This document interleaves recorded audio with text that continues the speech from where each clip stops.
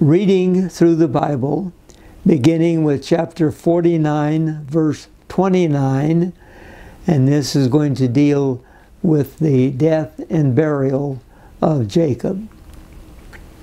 Then he gave them these instructions. I am about to be gathered to my people. Bury me with my fathers in the cave in the field of Ephron the Hittite, the cave in the field of Machpelah, near Mamre in Canaan, which Abraham bought as a burial place from Ephron the Hittite, along with the field. There Abraham and his wife Sarah were buried. There Isaac and his wife Rebekah were buried, and there I buried Leah. The field and the cave in it were bought from the Hittites. When Jacob had finished giving instructions to his sons, he drew his feet up into the bed, breathed his last, and was gathered to his people. Joseph threw himself upon his father and wept over him and kissed him. Then Joseph directed the physicians in his service to embalm his father Israel. So the physicians embalmed him, taking a full 40 days, for that was the time required for embalming. And the Egyptians mourned for him 70 days. When the days of mourning had passed, Joseph said to Pharaoh's court, If I have found favor in your eyes, speak to Pharaoh for me. Tell him, my father made me swear an oath and said, I am about to die. Bury me in the tomb I dug for myself in the land of Canaan. Now let me go up and bury my father, then I will return. Pharaoh said, Go up and bury your father as he made you swear to do. So Joseph went up to bury his father. All Pharaoh's officials accompanied him, the dignitaries of his court and all the dignitaries of Egypt, besides all the members of Joseph's household and his brothers and those belonging to his father's household. Only their children and their flocks and herds were left in Goshen. Chariots and horsemen also went up with him. It was a very large company. When they reached the threshing floor of Atad near the Jordan, they lamented loudly and bitterly, and there Joseph observed a 7-day period of mourning for his father. When the Canaanites who lived there saw the mourning at the threshing floor of Atad, they said, The Egyptians are holding a solemn ceremony of mourning. That is why that place near the Jordan is called Abel Mitzrayim. So Jacob's sons did as he commanded them. They carried him to the land of Canaan and buried him in the cave in the field of Machpelah near Mamre, which Abraham had bought as a burial place for Ephron the Hittite, along with the field. After burying his father, Joseph returned to Egypt together with his brothers and all the others who had gone with him to bury his father.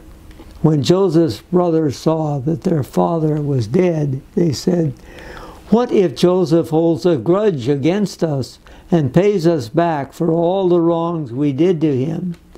So they sent word to Joseph, saying, Your father left these instructions before he died.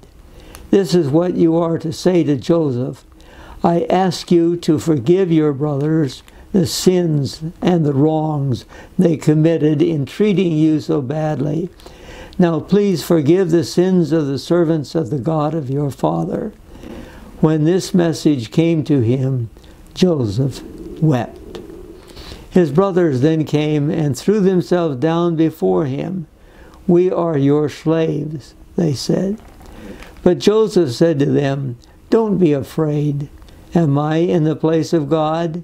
You intended to harm me, but God intended it for good to accomplish what is now being done, the saving of many lives.